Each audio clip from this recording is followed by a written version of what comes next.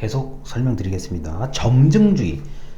마찬가지입니다. 총체주의, 점증주의는 재무행정 예산 수업에서 언제든지 시험 문제에 나올 수 있기 때문에 꼭 보셔야 돼요. 전체 내용을요. 설명은 제가 간단하게 드립니다. 점증주의는 다른 말로 점진, 나아갈, 진짜 걸어간다는 그 의미요.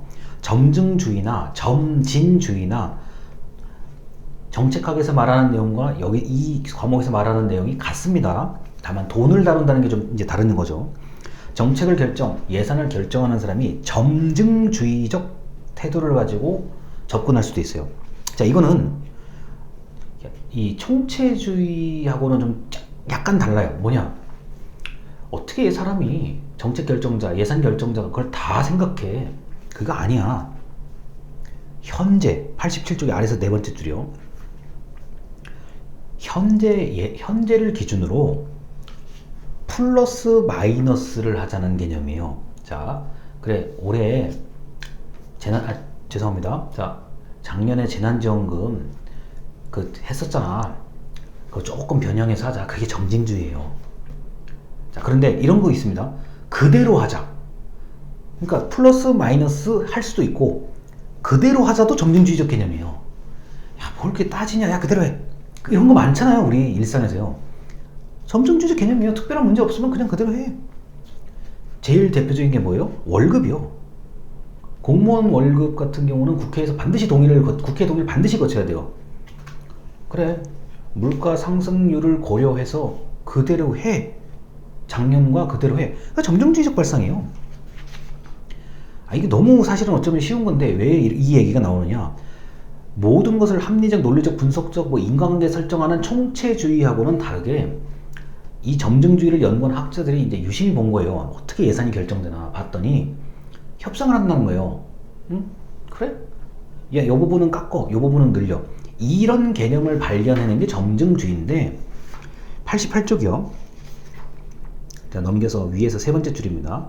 점증주의는 안정성을 전제로 한다. 자, 안정성이라는 거는 정치적 합리성이에요. 그래, 우리가 너무 막 복잡해 할 거 없고 기본을 유지하는 건 기본은 우리가 건드리지 말고, 정치하시는 분들 얘기입니다. 건드리지 말고 이거를 어느 정도 그 선에서 줄일까 말까 그대로 할까를 한번 생각해 보자. 그게 점증주의고, 제한된 합리성. 인간은 모든 것을 탐색할 여건이 안 되기 때문에 제한된, 무슨 말이에요? 재난지원금, 작년에 2020년도 재난지원금을 두고 이거를 바탕으로 한번 생각을 해보자. 다 찾을 필요 없잖아요. 딱 제한된 그것 가지고 한번 플러스 마이너스 또는 0으로 그냥 그대로 한번 해보자. 이게 제일 중요한 개념이에요. 위에서 세 번째 88쪽입니다. 위에서 세 번째 줄. 점증주의는 기초와 공정한 공정한 값어치가 가장 중요하다. 자, 재난지원금까지 설명드립니다. 베이스라인이요. 기초. 2020년에 지급했었던 재난지원금, 그게 기초예요. 더하기 공정한 누구는 받았네, 마네. 그래, 작년에 이게 좀 문제가 있었잖아. 뭐 작년에 말 많았잖아. 누구는 받았다, 안 받았다. 야, 그러니까 요거를 조금 요 기준만 좀 집중적으로 한번 바꿔보자. 또는 바꿀 게 없어. 바꾸면 귀찮거든.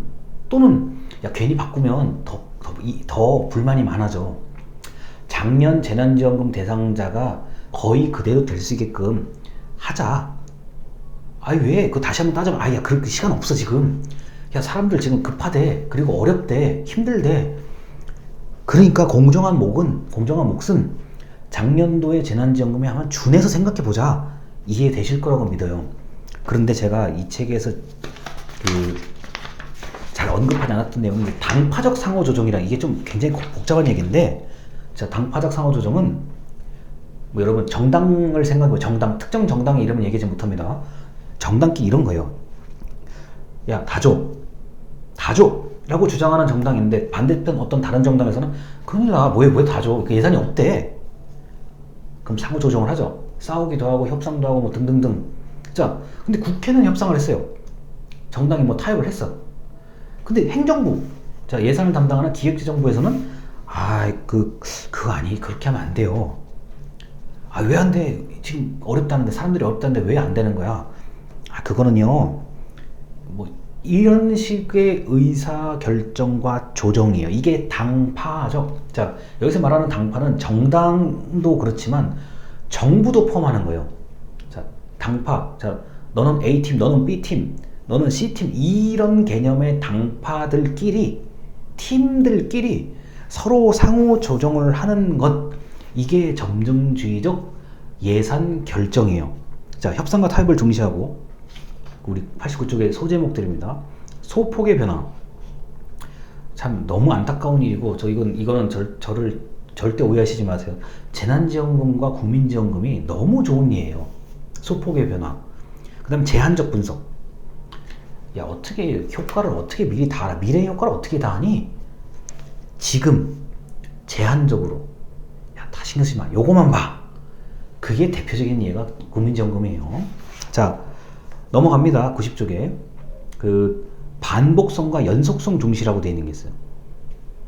여러분들, 우리 이 정부의 예산이 고정된 비용이 많아요. 공무원 월급은 자동으로 나가는 거고, 유지비 자동으로 나가요. 이 자동으로 나가는 돈들이 많아요. 예산에서는요. 그 나머지를 가지고, 그거 빼고 나머지를 가지고 이제 뭐 총체주의적 발상을 할 거냐, 점증주의를 할 거냐지. 반복성과 연속성. 원래 했던 거 나가. 이거 문제 없었잖아. 이게 중요하다는 개념입니다. 자, 그래서 대체적으로 많은 이 의사 결정이 점증주의적 발상에서 이제 생각이 되는데, 이루어지는데, 여러분이 나중에 공무원이 되시면 반드시 내 업무에 이 점증주의적 발상을 하시게 될 거예요. 그래, 작년에 10명한테 준다고 한 거, 작년에 10명 다 채워갔으니까, 그리고 예비 대기자나 기다리는 사람도 없었잖아. 그래, 올해도 10명을 하자. 이게 점증주의적 발상이에요. 자, 근데 이제 아까 직전 영상에서 얘기했던 거, 10명으로 했는데 작년에 신청자가 20명이야. 그래서 10명은 어쩔 수 없이 못 줬다, 탈락시켰다. 그래, 올해는 20명으로 좀 늘려야 되는데 왜 내가 더 20명으로 늘려야 되는지에 대한 근거를 찾아봐야죠. 이게 총체주의적 개념의 발상입니다. 그래서 이 90쪽이 이제 문제점. 그럼 이건 당연히 점증주의도 문제점이 있죠. 쇄신성, 혁신의 개념은 사실 좀 떨어져요. 이 점증주의는요. 야, 한번 없던 것을 한번 해볼까? 무슨 소리야? 점증주의에서는 없던 것을 새로 한다는 개념이 없죠. 기본이라는 게 있기 때문에 그런 겁니다. 자, 그 다음에 그 91쪽 맨 위에요. 특정 집단의 입장이 많이 반영될 수가 있어요.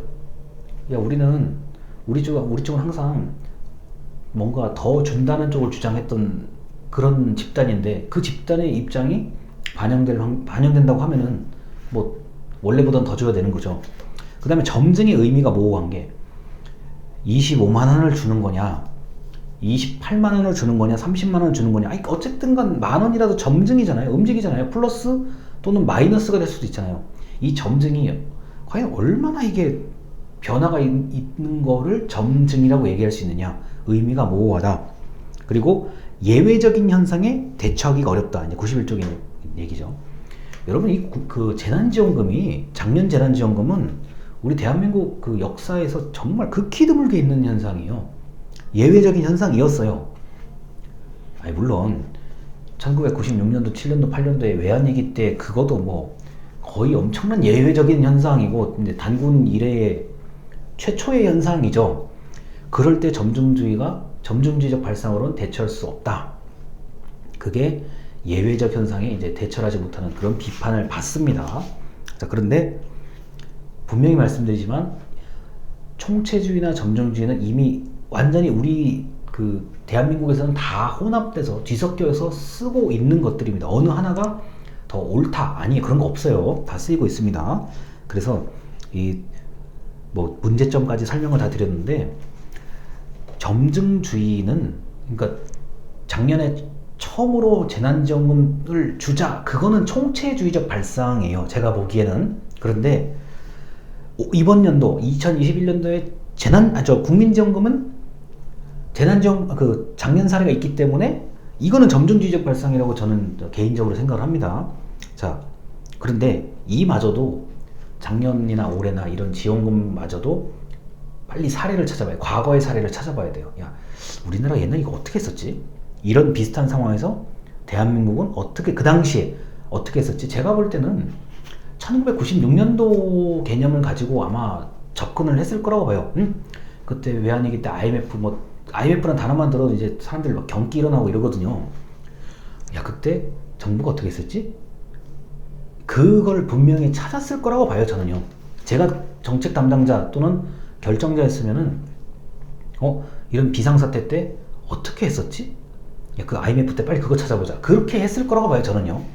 그래서 이 총체주의와 점정주의가 아주 이미 널리 쓰이고 있다. 그리고 우리가 굳이 시험 공부로 얘기한다 그러면 매우 중요하다라고 저는 다시 한번 강조를 드리고 일단 이번 영상 마치겠습니다. 감사합니다.